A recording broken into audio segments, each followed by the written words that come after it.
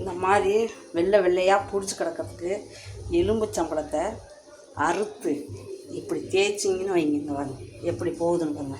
இந்த வெள்ளை வெள்ளையாக பிடிச்சதுன்னா சுண்ணாம்பு இது உப்பு கரை சூப்பராக போயிடும்.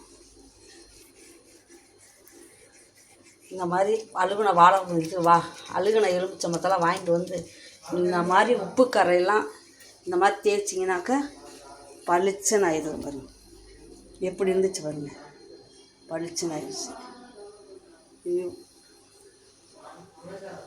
பார்த்திங்களா பொங்கி வருது. எலுமிச்சம்பழத்தை தேய்ச்சோடனே அந்த அழுக்கெல்லாம் பாருங்க, அழுக்கெல்லாம் எப்படி வருதுன்னு.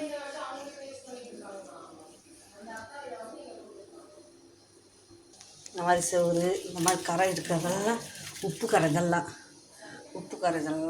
தேய்ச்சோன்னா பளிச்சுன்னு ஆயிடும்.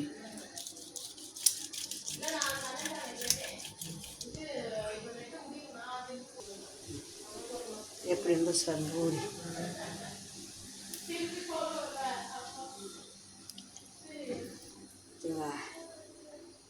நல்லா மறந்து தண்ணியை ஊற்றி இந்த மாதிரி வலிச்சு விட்டிங்கன்னா அவங்க அழுக்க பார்த்தீங்களா, சுண்ணாம்பு கரை உப்பு கரை இதெல்லாம்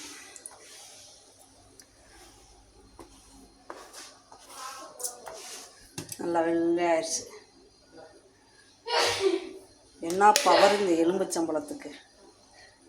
மார்க்கெட்டில் அழுகுன எலும்புச்சம்பழம்லாம் கிடச்சிச்சின்னா வேஸ்ட் பண்ணாங்க. வாங்கிட்டு வந்து புழிஞ்சு வச்சு எங்கெல்லாம் கரை இருக்குதோ அங்கெல்லாம் ஊற்றி தேய்ச்சி விட்டிங்கன்னா நல்லா பளிச்சுன்னு ஆயிடும். இந்த பளிச்சுன்னு ஆயிடும். எவ்வளோ கரையாக இருந்துச்சு, பளிச்சுன்னு ஆயிடுச்சு.